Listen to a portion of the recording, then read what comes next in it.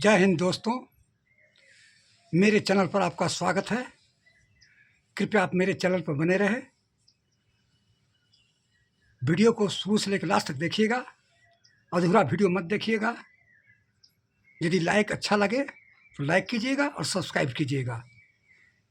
दोस्तों, अभी 8वें वेतन आयोग के ऊपर एक नई अपडेट आई है, उसके बारे में जानकारी देने वाला हूं।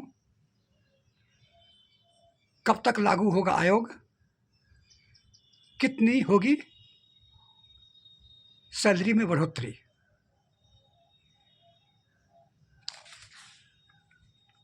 इसका 4 मुख्य बिंदुओं पर आपको प्रकाश डालेंगे। वो 4 है: कब से लागू हो सकता है, नए आयोग पर कैसे बढ़ेगा काम, फिटमेंट फैक्टर कितना हो सकता है, कैसे काम कर रहा है फिटमेंट फैक्टर।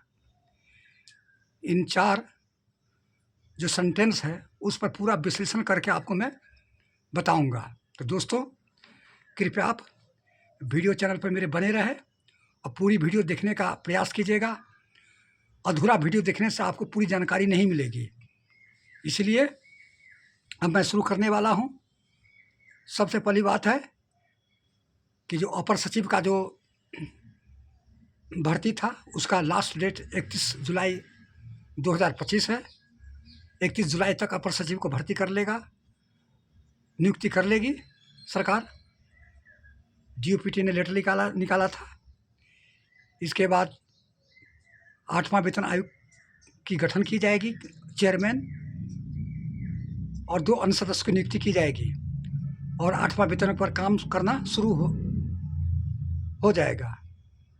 तो दोस्तों, अब मैं बता रहा हूं कि कब से लागू हो सकता है। ये जो आयोग जो बैठा है ये कब से लागू हो सकता है।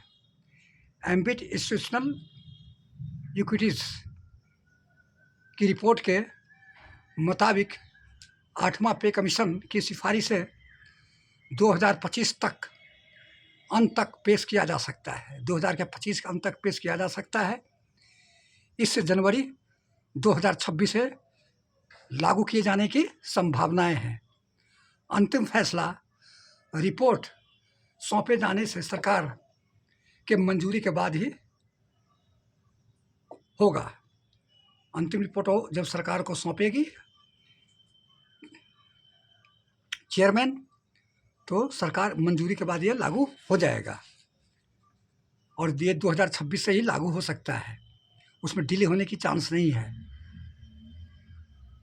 रिपोर्ट में यह भी कहा गया है कि आयोग की सिफारिशें अगर फिटमेंट फैक्टर FY27 से लागू होता है, इससे सरकारी कर्मचारियों को 30 से लेकर 34% तक सैलरी में वृद्धि हो सकती है। रिपोर्ट में ये कहा गया है कि यदि ये नया भी निकला है FY27, तो 30 से लेकर 34% वृद्धि हो सकती है। अब मैं दोस्तों मैं आपको बता रहा हूं कि नए आयोग पर कैसे बढ़ेगा काम। जो नया आयोग बैठेगा उस पर काम आगे कैसे बढ़ेगा, इसके बारे में पूरा विश्लेषण बताऊंगा। इसके बारे में पूरी जानकारी दूंगा। जैसे ही आयोग का औपचारिक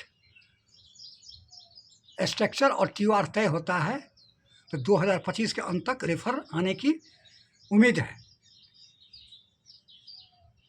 स्ट्रक्चर और TOR का इसके बाद कैबिनेट की मंजूरी के साथ ही FY27 से नया वेतनमान लागू किया जा सकता है। FY27 लागू किया। यह कदम न केवल सरकारी कर्मचारियों की आय में बढ़ोतरी होगी, बल्कि मांगे आधारित अर्थव्यवस्था की रफ्तार को बढ़ाने वाला साबित हो सकता है। अर्थव्यवस्था को बूस्ट देने वाला हो सकता है। जब ऑटोमेटिक सरकारी कर्मचारी को पे बढ़ेगी, खर्च करेगी सैलरी को, अर्थव्यवस्था की मजबूती आएगी और देश की अर्थव्यवस्था बढ़ेगी, रफ्तार में बूस्ट होगा।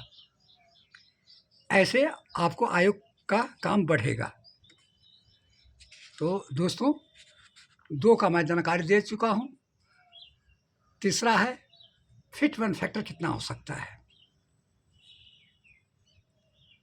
अब ये हो गया कि कितनी सैलरी बढ़ोतरी होगी, तो फिट वन फैक्टर के बारे में आपको जानकारी दूंगा। अभी तक आयोग का गठन नहीं हुआ है, लेकिन बाजार विशेषज्ञ, शेयर मार्केट विशेषज्ञ, एम्बिट विशेषज्ञ के अनुसार इस बार फिट वन फैक्टर 1.92 से लेकर 2.46 के बीच हो सकता है। इसी के बीच में होगा, 1.92 और 2.46 के बीच में कुछ भी हो सकता है।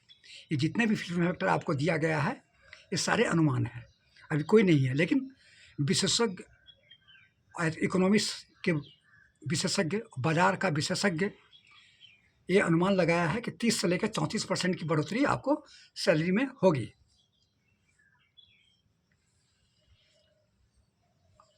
कैसे काम करता है फिट वन फैक्टर? अब फिट वन फैक्टर कैसे काम करेगा, सारा खेल है फिट वन फैक्टर पर। फिट वन फैक्टर वह गुणांक है जिसको बेसिक पे में मल्टीप्लाई करके जितना शेष आता है, वह फिट वन फैक्टर, उसको बेसिक सैलरी में मल्टीप्लाई किया जाता है। फिट वन फैक्टर को चाहे पे हो या पेंशन हो, जितनी आपकी पेंशन मिलती है, जितनी आपकी पे मिलती है, उसमें भत्ता शामिल नहीं है। ओनली फॉर बेसिक पे भत्ता अलग से आपको दिया जाएगा। जो जब जितने भी बढ़ोतरी है, टीए है, अलाउंस है, चिल्ड्रन अलाउंस है या चारे है, ये सारे उस पर बाद में जोड़ा जाएगा। सिर्फ मूल वेतन बेसिक पे पर आपको फिट वन फैक्टर का मल्टीप्लाई होगा। तो 1.92 यदि फिट वन फैक्टर बढ़ता है तो 34,560 हो जाएगा। यदि 2.46 आता है तो 44,280, या 2.08 आता है तो आप गुना कर लीजिए। ये सारे अनुमान हैं। जब कब होगा? जब वेतन चेयरमैन वेतन आयोग सरकार को रिपोर्ट देगी और सरकार उस पर अपना कैबिनेट द्वारा उसको मंजूरी दी जाएगी, तब वो फिट वन फैक्टर सही माना जाएगा। ये जितना भी है अनुमान है। तो दोस्तों, ये वो मैं आपको जितने भी आपको जानकारी दूंगा, ऑथेंटिक जानकारी दूंगा अपने चैनल के द्वारा। ये मनी कंट्रोल है, सबसे बड़ा चैनल है, सबसे बड़ा सोशल मीडिया है, पत्रकार है, उसके अकॉर्डिंग के अनुसार मैं आपको बताया हूँ। यदि अच्छा लगा तो लाइक कीजिएगा, सब्सक्राइब कीजिए, अपने दोस्तों के साथ शेयर कीजिएगा। जय हिंद, जय भारत।